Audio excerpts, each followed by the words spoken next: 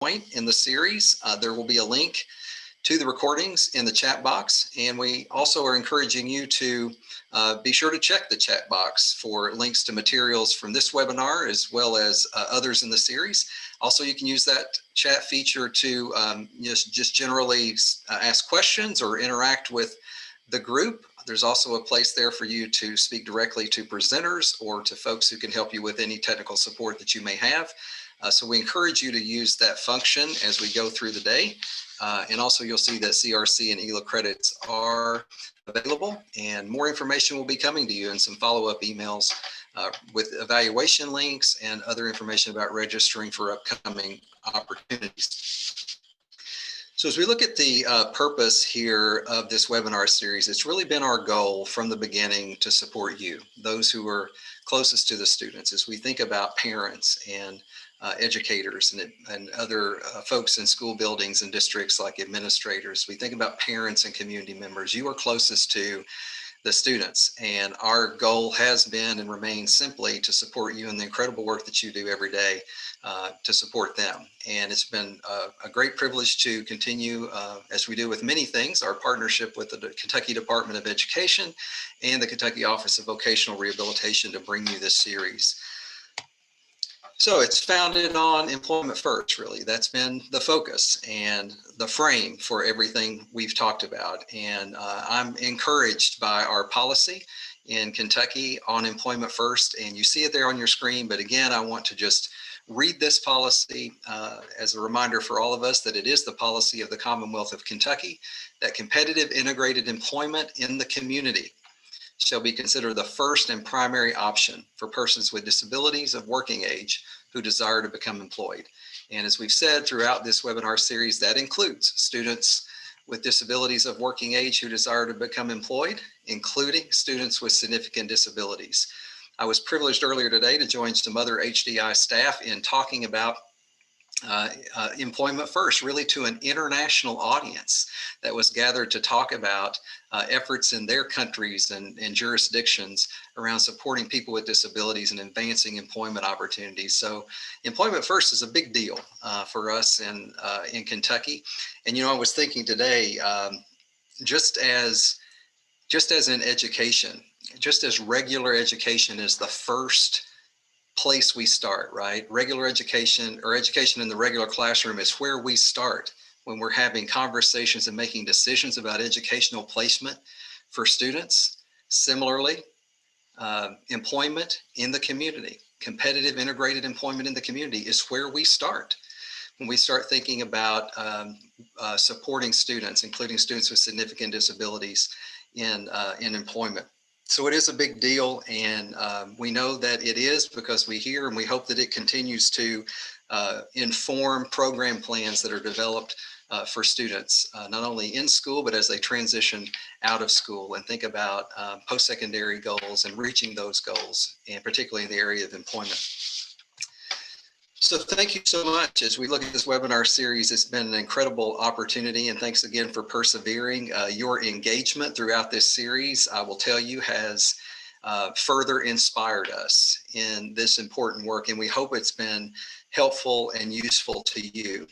We know that IEP teams in schools and other teams consider a wide array of information when developing and implementing plans for students. So our hope has been that the tools and processes that we've shared as a part of this webinar series will just further assist you in supporting students with significant disabilities in reaching their post-secondary employment goals.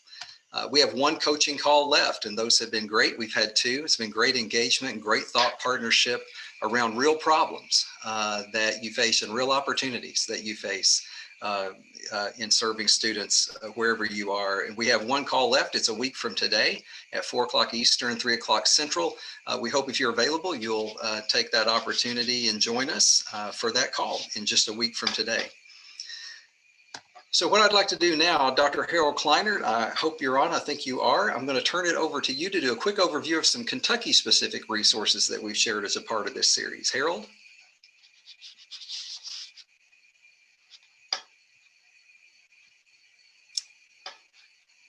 Dr. Kleinert, are you there?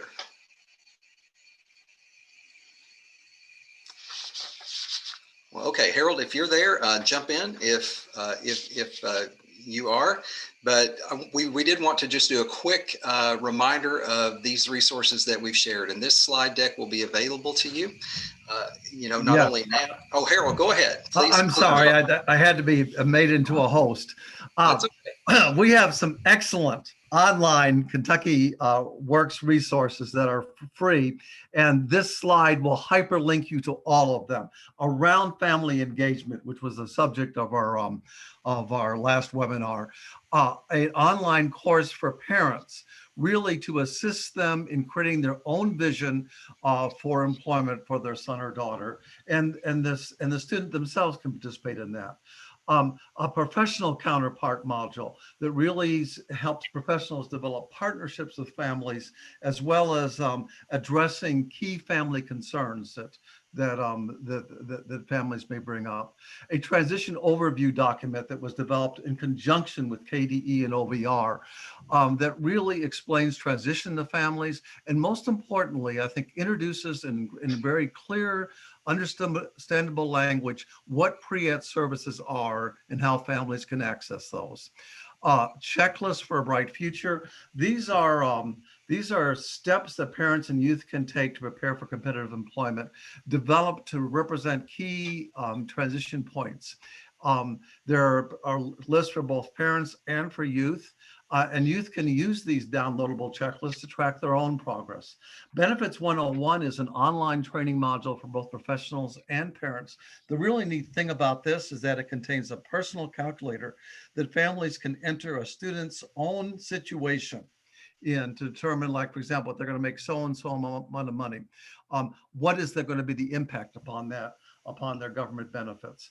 Finally, a 21-minute video in wonderfully clear and accessible language about the impact of working on SSI, Medicaid, the student earned income inclusion rule, and Kentucky stable accounts, which very much highlight for both professionals and parents how to enable students to secure a good financial future, and most importantly, illustrate to allay parents' fears, illustrate that students and young adults are almost always financially better off working than not working. That's a myth that these resources, and especially the last two resources, clearly dispel. Thank you, Johnny.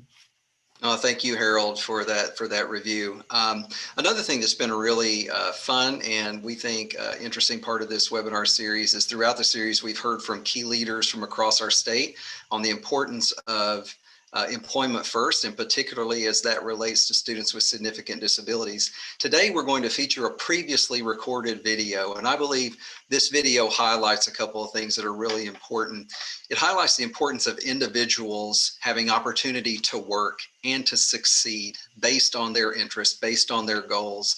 And it also highlights how a company's commitment to an inclusive workforce is critical to a business's success. So I think this video shows the resilience and self-determination of the employee, and also shows the vision and commitment of the employer. So we think it's a really nice way to wind up our time together in this video, in this webinar series. So hope you enjoy the video.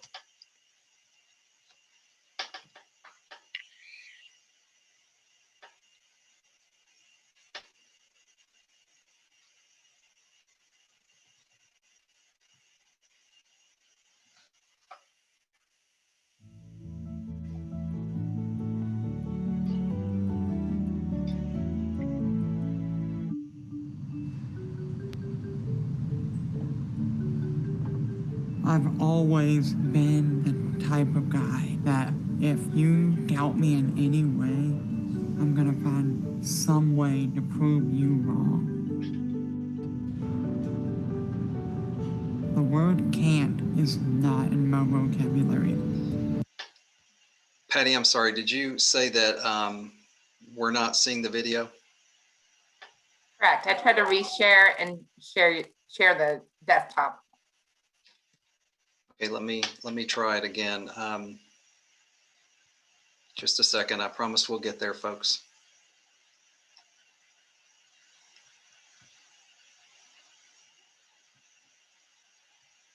Thanks for your patience. Patty, please let me know if this works. Yes.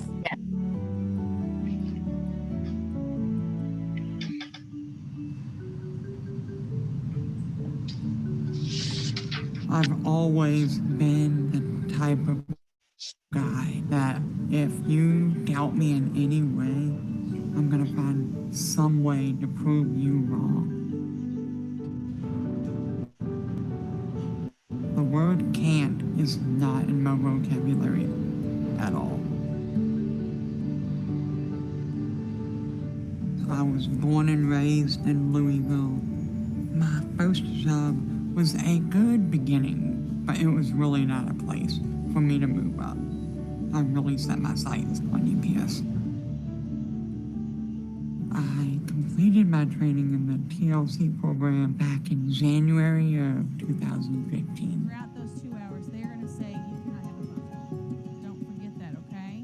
What do you need to bring with you? You got to have that. You have to have that.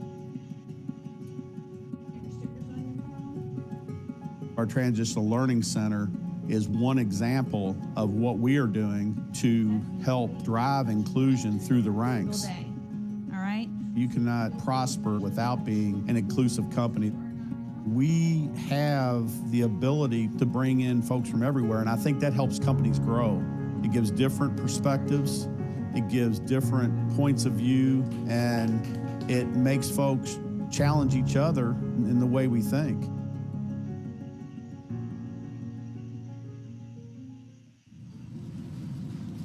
The 2-week program was amazing.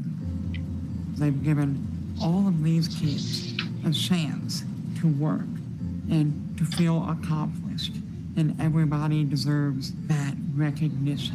Just pick one of them to go at her, okay? Got it. I am now a supervisor in Wing Delta South Unload. Ready? I want to be a hub manager. That is one of my goals. Everyone deserves a chance. But I'm a firm believer in holding people accountable to what they do.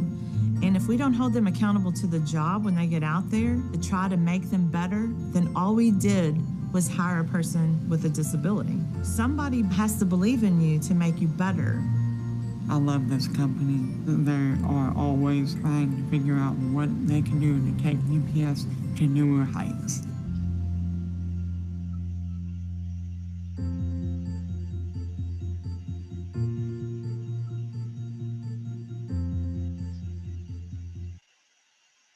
Thank you all, and we appreciate UPS and this video that they recorded some time ago, and that we get to still benefit from it today. So Dale, I think I'm going to turn it over to you, my friend.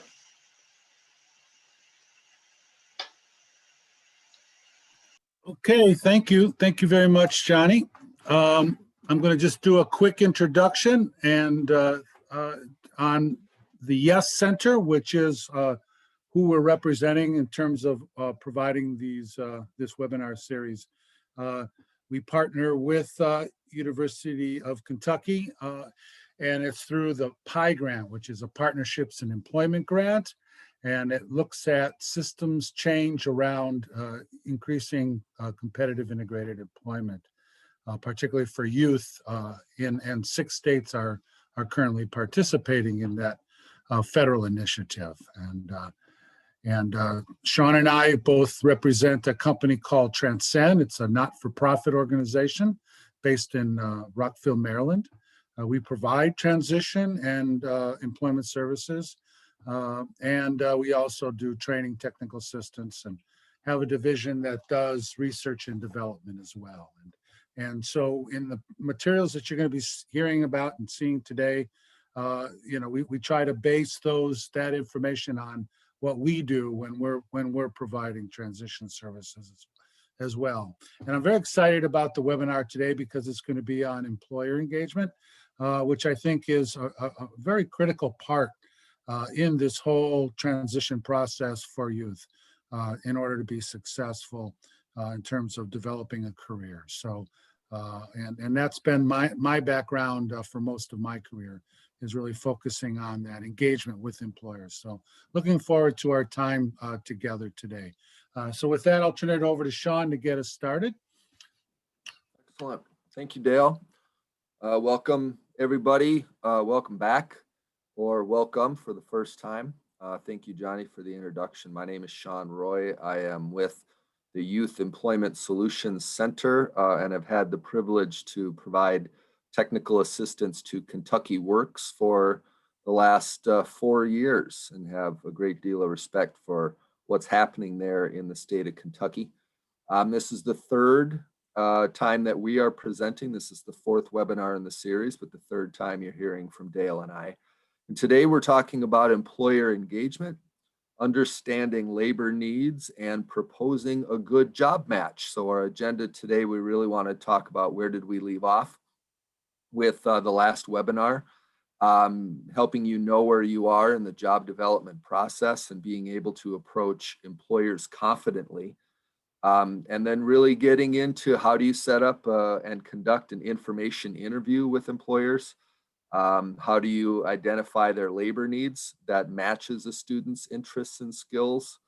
How do you determine interagency roles to be able to support that work experience? And really in the end, where we want to take you is being able to put together an effective employer proposal or a proposal to employers that proposes the work experience and how the student will be supported. If you have any questions or comments while we're going through this, please put them in the chat box. We can have a running dialogue down there. We'll also try to have time at the end for some questions. So the last time that we were together 2 weeks ago, where did we leave off? Well, last time we talked about the importance of family engagement in the process of securing work experiences. So we wanted you really to reimagine how you think about family partnerships and gave you a tool called the family interview to help you not only establish those relationships with families, but to enhance the type of information that you were getting on a positive personal profile.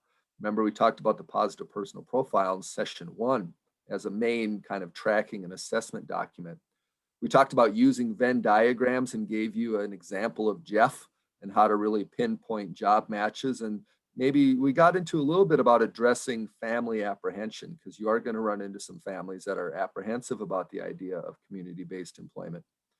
And then we got into that bridging discovery and assessment, the first one, and job development, and talked about the need for a job development plan. And so today, that's where we want to take you into that employer side so you can close the loop and make the work experiences happen. So, you know, a lot of educators, and I know that it's not everybody on this call who are educators, but a lot of educators find themselves in a position of being job developers. And that is because, you know, more and more the expectation is that students with disabilities, including those with high support needs, have a work experience in the community before they leave high school. And we talked about the research. If you remember, we said that students who have meaningful work experiences, including paid employment, are likely to have better employment outcomes. And that's all students, including students with disabilities.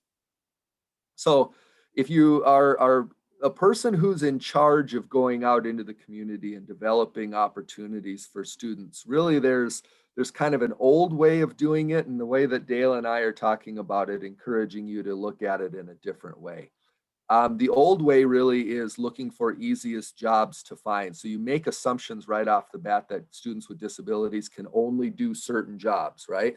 So when you go out into the community, you're just like, okay, where are my greeter jobs? Where are my shredding paper jobs? And it's not really keeping in mind what the student wants to do, but more so it's based on this assumption of what the student can do because they have a disability, which is not accurate. Or you go and you sell disability. You would walk into a business and say, you know, hey, we've got these poor people with disabilities. Will you give them a chance? This is an untapped labor pool, or any kind of hire the handicapped initiatives. And really what that does is you're selling a product that right off the bat, they make assumptions about what they're getting. In the old days, we would emphasize quotas. We would talk about tax credits. We would talk about all different types of stipends as incentives for business to do this. Or, a lot of times what happens is you just job stuff. You take whatever job application you can get.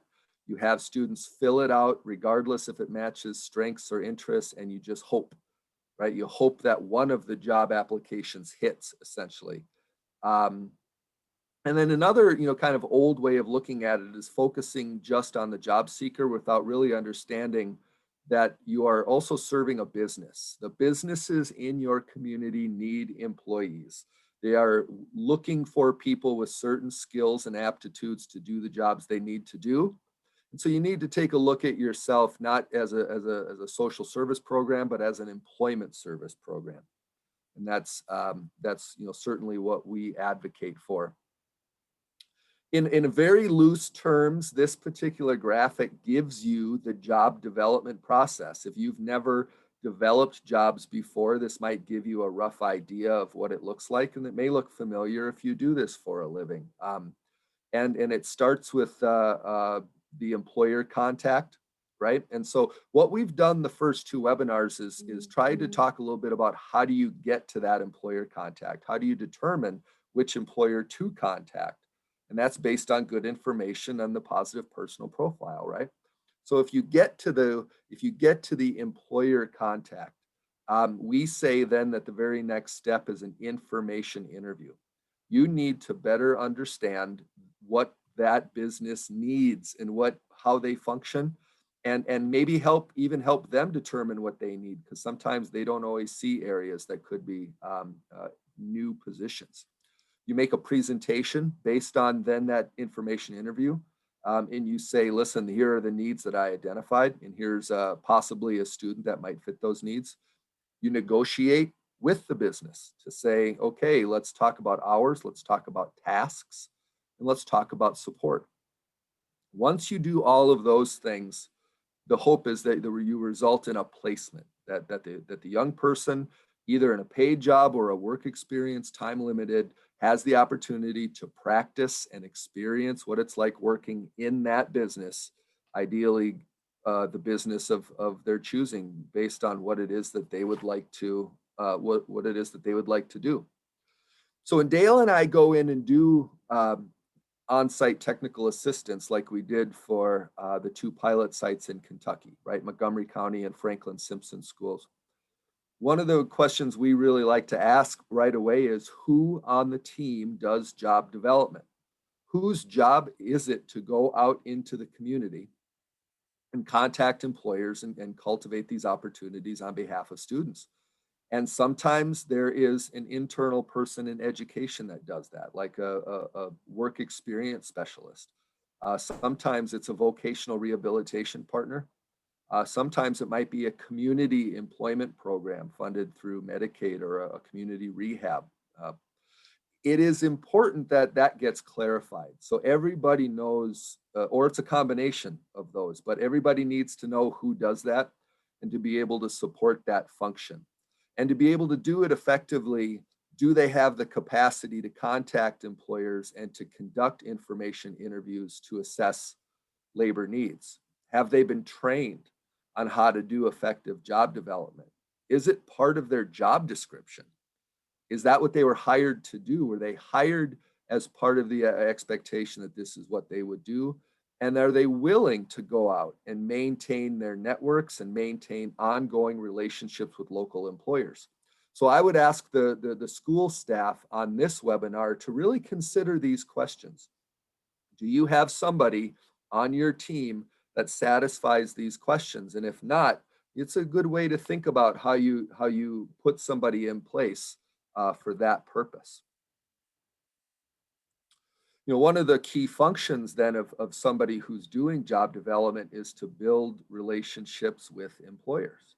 And employers are where the jobs are, but as Dale will likely tell you later, I think employer engagement is probably what scares school transition folks the most, in terms of the idea of going and approaching employers and being able to know what to say.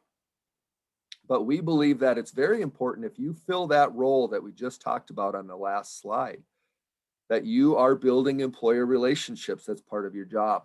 And the strategies to be able to do that is getting to know the employers in your community. How would you do that? Are you a member of the Chamber of Commerce? Are you a member of the Rotary? If it's a small community, do you chat up the owners when you go and you frequent those businesses? And then, determining their business and labor needs. And I would also add determining what's happening in the community. For example, you may have a community that's based in tourism. You may have a community that's based on the horse industry. You may have a community that has a large power plant or an automotive assembly plant. Just get to know in your community, what is it that what types of businesses tend to be out there. And you emphasize that your services, while supporting students, also support and benefit the employer. You want to be seen as a source of good employees and a source of young people who are interested in their job field, and not just somebody who's going to them and making an ask and then, maybe never to be seen again. So it's very important to build those effective um, employer engagement strategies. And so in doing so, building your professional network, you may, in some of the presentations I do for families, I talk about them using their own networks to be able to find job opportunities for students. And really, it is the same thing for if you are a job development specialist, either again with education or, a voc rehab program or a community employment program. To build your professional network, you want to be the person who knows as many people as possible in that community and knows what industries are there. You need to know what's emerging, who's looking for workers, and is it growing? Is it shrinking? What's happening? And becoming that local and active member of your business community. And that's, that maybe and that's going to take some time, I guess is what I wanted to say. If you grew up in the town that you happen to teach in, then maybe you have a lot of contacts.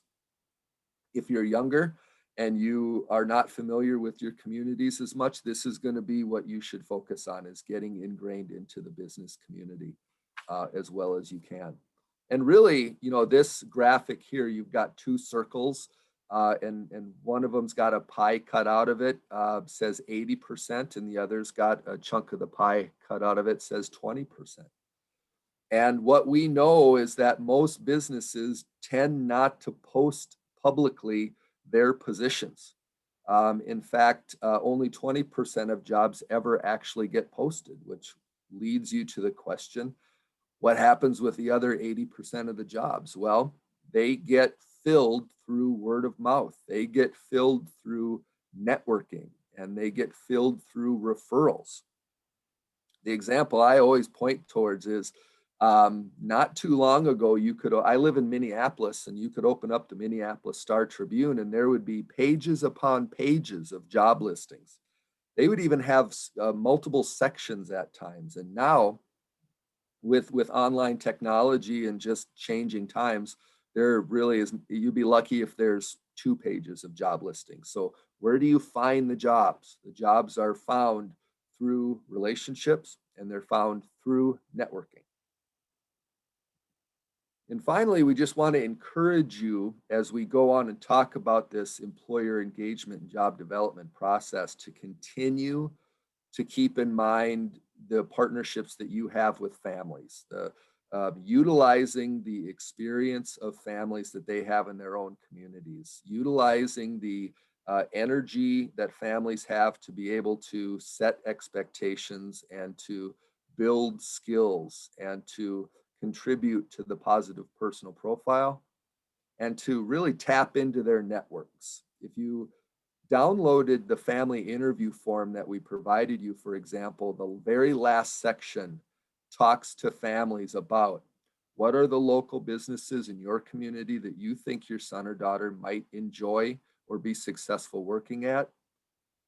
Do you have any contacts at those businesses, or do you have any contacts at locally at all that we might be able to leverage for other students who are looking for certain industries? So families are a key partner in this particular process. So this is a lot of foundation overview information, but we really want to get to you today is, how do you feel a bit more comfortable with approaching employers? What is a nice solid process for doing so? And what is your ultimate outcome? So for that, I'm going to hand it back over to Dale. Great, thank you, Sean. So when you're thinking about the fact that these employers have to be approached, they need to be worked with, and ultimately, ideally, some sort of work experience or job is negotiated. I want you to kind of take this in the context of all of the set of webinars that hopefully you've been able to participate in. And if you haven't, I know that those other webinars are going to be archived, and that you can go back and access those. But what we've tried to do is kind of build the case in terms of how to get to this real critical point, which is pulling the trigger on what employers are going to be contacting on behalf of which students or youth that we're working with. And it all starts with good, effective discovery and assessment, which was the earlier webinar. And it also has to do with how strong those partnerships are with your families. Why? Because then you've got really positive, constructive information about who this person is, what their interests are, tasks and skills that they might be able to bring to a particular job, and which of those can be considered features, which we defined as those things that make this person of interest to specific employers. And just think about that. If you're going to be knocking on that employer's door, but you're armed with that really good information about who this student is and what it is they're interested in and what it is they might be able to do, that's a very different approach than I'd like you to help me or help my school, or those things that Sean was explaining about how we inadvertently sell disability. You know, can we have a student come in here? Could you give them a chance? So if you have really good discovery and assessment information, and if you've looked at those networks that Sean talked about for yourself, but also perhaps engage those families in terms of the networks that they have available to them, you're approaching these businesses in a very different light, and you're approaching them warm. Because if somebody has introduced you, or if it's somebody that you know, or somebody that you know who knows this person, then it's a warm contact, and they're more likely to give you some information. So we think that those other webinars all kind of build upon and lead us to this point. And, you know, we recognize that, you know, it's really hard to listen to a 1-hour webinar and remember what was all said. So we don't really try to rely on these explanations that we give you during the webinar. We really try to put forth these tools. And that's why in resources that you can continue to use and access on an ongoing basis. And we think that's really where the value of this webinar series lies.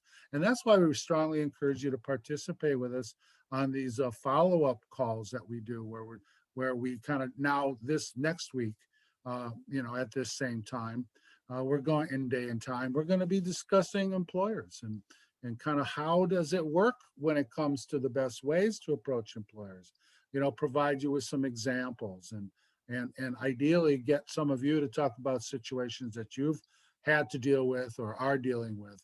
So we really want to kind of help coach and support you in any ways. And we think those tools and the coaching calls are a way to do it. So on to the webinar in terms of the next steps. And the first is to secure an informational interview. So the goal of contacting that employer is not to necessarily share information that you have, and it's really just to secure an opportunity to learn more about that business. We're not in any position to really propose anything. If we walk in and meet an employer for the first time and we're already talking about specific students, we call that job stuffing, because we have this person and we're just focused on, we want you, the employer, to consider this particular student. Well, you really can't do that if you don't know much about the business. So your approach really should be how to secure those informational interviews so you have the opportunity to learn more. So as you can see on this animated slide, we really think the thing not to say is, do you have any more jobs? But to say, I'd like to learn more about your company, because we're not even sure if we have somebody to match those jobs. So why are we talking about specific jobs? And also, if you were to say, do you have any job openings? And they say no, where do you go from there?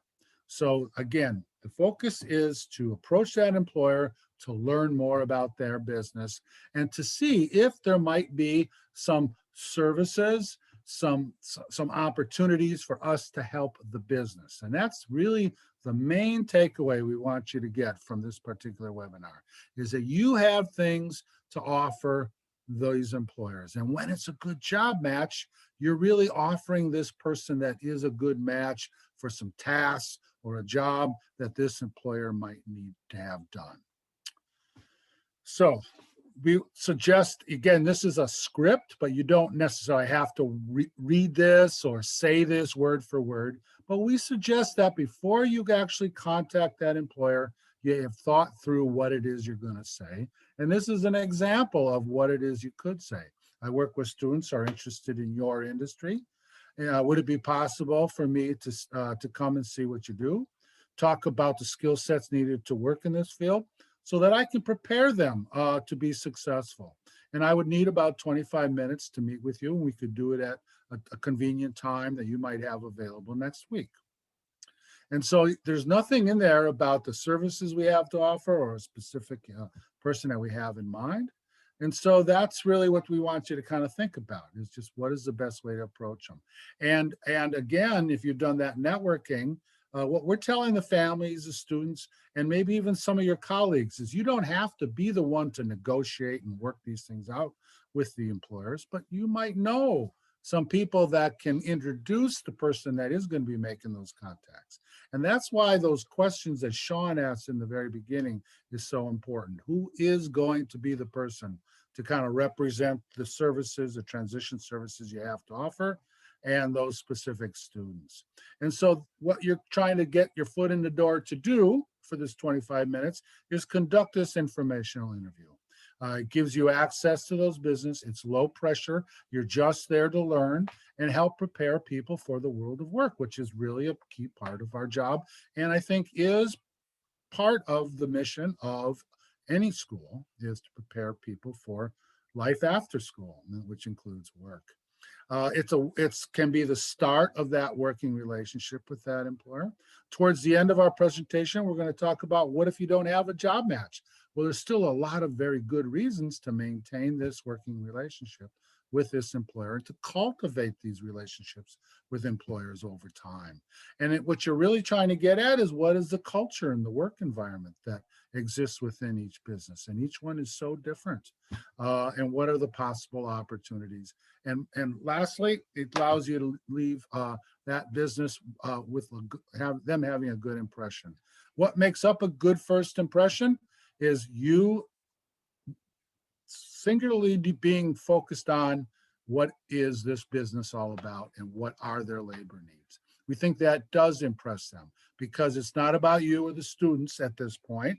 It's about that business, and we're there to learn. So when you're conducting that informational interview, again, it can be informal. You also want to make sure you're thinking about, who is the person that I should be contacting? Who is the person that can maybe be supervising a department in which the student that you're considering might match up well with the tasks that need to be done? And you want to be looking for opportunities within this particular business, because I'd say it's about 50-50. Sometimes The transition specialist or the employment specialist identifies the opportunity. About half the time, the employer tells us about the opportunity. So you definitely want to keep your eyes and ears peeled. You want those to be open-ended questions. You don't want to be grilling them, but at the same time, you want to use your time effectively. You want to be prepared in terms of the questions that you're going to ask. And you want to make sure you leave a little bit of time to kind of walk around, because that does give you the best opportunity to see what the environment is like. And a lot of what our job matching ends up being about is putting the person in the right environment that fits that particular student and their personality. And you want to leave your preconceived notions at the door, because there are a lot more opportunities than you would think, or there are a lot of different companies that you might not initially imagine a student that you're working with working there. Maybe it's heavy industry, or maybe it's high tech, complex kinds of work that they're doing. There's still, in all of those different types of work environments, there is a potential role for a student that we're working with. So that's the informational interview. And you want to, and what we've also given you, which is in the resource documents, is the informational interview questions, and then a form that you can use that will kind of take you through the process of asking those questions and gives you a place to put your notes. So those two tools, the informational interview form and the questions, all the potential questions that you could ask, are provided to you. And so we're going to give you an example of an informational interview, and that's the Exploratorium.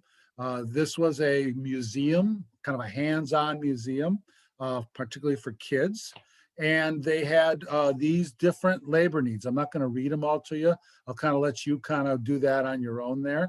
But these were quotes that were taken, and it's important to write down their words carefully when you're conducting these informational interviews. And these are all the different things where they had specific labor needs. And that's really what we wanted you to get an idea of, is what kind of information might you be able to get from these employers? What kind of opportunities might they be presenting to you for consideration? And each one of these are in a different part of this particular business. And so we were able to put together a customized set of tasks that the student that we are working with could make a contribution in different parts of this particular business. And you have the ability to do that. You're not looking for necessarily a posted job description where you want the student that we're working with to do all the different aspects of that job. And by taking this approach, you have a better chance of kind of customizing something. So those were the different labor needs that that particular business had. And we wanted you to kind of give that example. So Sean, are you putting up the case study? So we got to do this kind of quick because we have limited time for this, but we really wanted this to give you a chance to kind of have this be as hands-on as possible. So what I'm really kind of showing you there is this was information that we achieved from doing an informational interview with Ross Dress for Less, which is a clothing retail store.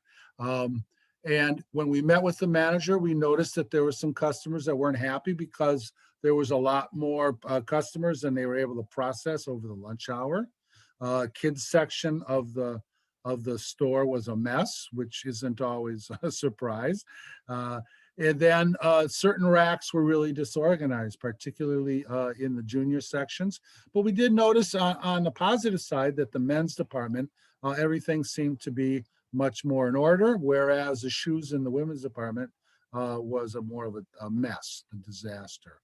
We noticed there was a lot of stock in the back that was kind of just all over the place, and that they were having troubles finding the time to kind of put those nibs, which are the kind of the size pieces of plastic that have the size on it, XL, X, or medium or small, putting them on the hangers, and then matching that up with the right clothes. The dressing rooms were kind of not in order as well. And then these were some of the comments that the manager, which was acknowledging some of the areas of it. And then and so these were just quotes from the manager. And again, well, we wanted to show you things that you can observe, but also things that you can get from your direct interview with the manager. So we're going to ask you to use the chat box and hopefully participate with us and think about maybe some of the students that you might work with. And from, even though this was very quick, and I was hopefully you have been kind of reading along as Sean was scrolling down with this case study. But what would you say would be the opportunities in terms of specific tasks that we could maybe have a student gauge in during a work experience that, and this is the key part, would help not only the student in terms of a work experience that might match their abilities, but also might solve some business problems that Ross Dress for Less was having at this particular store. So again, put your answers in the chat box. But what sort of opportunities do you think presented themselves that might be a good opportunity?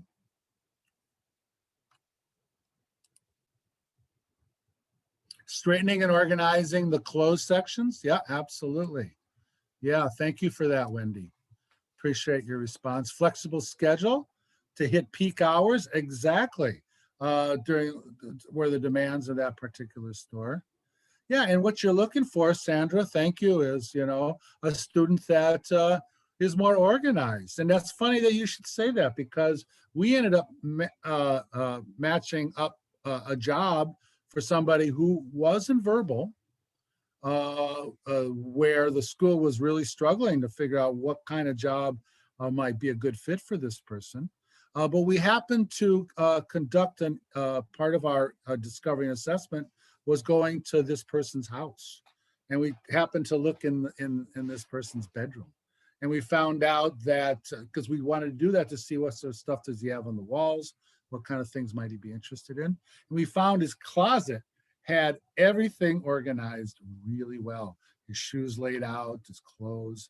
And it turned out that that's the kind of person he is, which really kind of helped us match up and approach Ross Dress for Less. So good. Thank you for those folks. Yeah, placing the nibs on the hangers in advance. Absolutely. And that's what this person did. They spent some of their time in the back, organizing and freeing up those cashiers during those busy times to work with more of the students. But bottom line is, we wanted you to see how it is that Ross Dress for Less benefits from work experiences and placements that we might be able to achieve on behalf of our students. And that's an important message to keep in mind and to communicate with those particular businesses. Okay, so with that, I think next slide. Yeah, Dale, let's skip these two and let's have you just go to the proposal. Okay, all right. So the last step is that. Let me cue you up here. Okay. There you go. The last step is just that we want to finish the whole process and the culmination of both what's on the positive personal profile, the features, the benefits, those features that you've identified, the job development plan that you've used, and then the informational interview notes that you've gotten from learning about this business, all culminates onto what we think and strongly recommend, which is a written proposal to that particular employer. And these are the sections of that particular employer proposal. You start out with, what did you learn from your informational interview? You then transition to the tasks, which we identified some of those, and you guys put that in the chat box. That would go into the next part of this written proposal. And then we would match that up with the interests and the abilities and do some of the tasks that we're proposing for this particular person. So again, making sure that it's a good job match. And then those services and those supports that we would provide to Ross Dress for Less or whoever, the Exploratorium, to ensure that this person would be successful in this work experience or in the job. So that's the flow of it. What did you learn about the business and their needs? What kind of tasks and jobs do they need? How does this person match up to be able to do those tasks? What are the services and supports that you provide to that particular employer as well? And then that is what you use as a basis upon which to negotiate. So with that, in task lists are a way that you kind of match the needs in terms of tasks to the tasks that you know that this particular person can do. And then that's what best ensures a good job match for a specific company. And so we wanted to give you an example of that. So this was at the museum, and those are the job tasks that were identified from the informational interview. And we tried to ensure would match up well with a particular person and this person's interests. So you will get a sample employer proposal with the resource materials that we provided, and you can use that. Put your letterhead on your logo and letterhead on it, and use that along with a lot of the other tools that we have. And Sean's kind of showing you what it would look like. In the darker color is the headings of these different sections of it. And it does mention a customized job. It doesn't necessarily have to be a customized job. If you do have a student that matches up with a posted job description, and there is an opening or an opportunity to have the student work within the posted job, then that's fine too. But we think that there's a lot more flexibility in learning about their labor needs, matching them to the tasks that they need, to the tasks that the person can do. And it doesn't always have to be a full-blown job description. And we think the hardest part of this whole process is making the ask. So we think if you have it all written out, it really makes the case for you. And what we have found is for a lot of the folks that we work with, it takes some of the anxiety out of it because it's already scripted, if you will, through the development of that written proposal. And if you work off of a sample, it's really not that hard to put one together. And once you put one together, the second one's going to be so much easier because you already have your own sample that you can then build upon for that second and third presentation that you might make to an employer. So with that, I want to kind of turn it back over for any kind of additional questions that you guys might have. And I do want, let me spend a minute on this. So what happens if you do that informational interview with the employer and it isn't matching up well with some of the students that you have? You're not seeing that direct opportunity that matches to the people that you have in mind. You still can maintain the services that you have to offer to these employers through worksite tours, job shadows, other kinds of assessments, in some cases mock interviews. Some of the employers have said that they'd be willing to have us bring a student by so that they could kind of see what a job interview would look like. And what we find is that strengthens your working relationship because the students that you have can change over time, and or some of the students that you have, especially if they have a chance to go in to do a situational assessment, you might in fact find might be a better match than you thought. And so you can maintain that relationship by saying, and we think you gain credibility when you say, I don't really have a good job match right now, so that they know you're not just going to run these students through whether that's a good fit or not. They know you're earnest about that. And what you're also saying is, but we like to prepare people for a world of work. And some of them may have an interest in this, so I'd like to bring them by for a tour. And employers see that as a recruitment strategy, is that you're bringing potential employees by, you're exposing their particular business to the students that you work with. And most businesses are going to be just fine and would say yes to continuing to work with you for the possibility of those tours or job shadows in the future. So that's what can happen even when you don't have a match, to maintain that relationship with employers. So again, come and join us next week at this same day and time. And we'd love to talk more about employers and just kind of what, help you understand the world from their viewpoint, because we think that's a really important element of a good transition program, is that understanding and sensitivity to that other really important customer, which is the employer. So with that, I'll turn it over to Johnny. Thanks, Dale, and thanks, Sean. Man, It always feels like this time goes way too fast. We knew that from the beginning, and that's why we planned for these additional opportunities to interact, as Dale and Sean have both mentioned, through the coaching calls that are coming up. So, but in the meantime, let's take just another minute or so. Any questions for Dale and Sean while we have them here today? Just please put those in the chat box, and we'll wait just a moment to see if there are any additional questions today.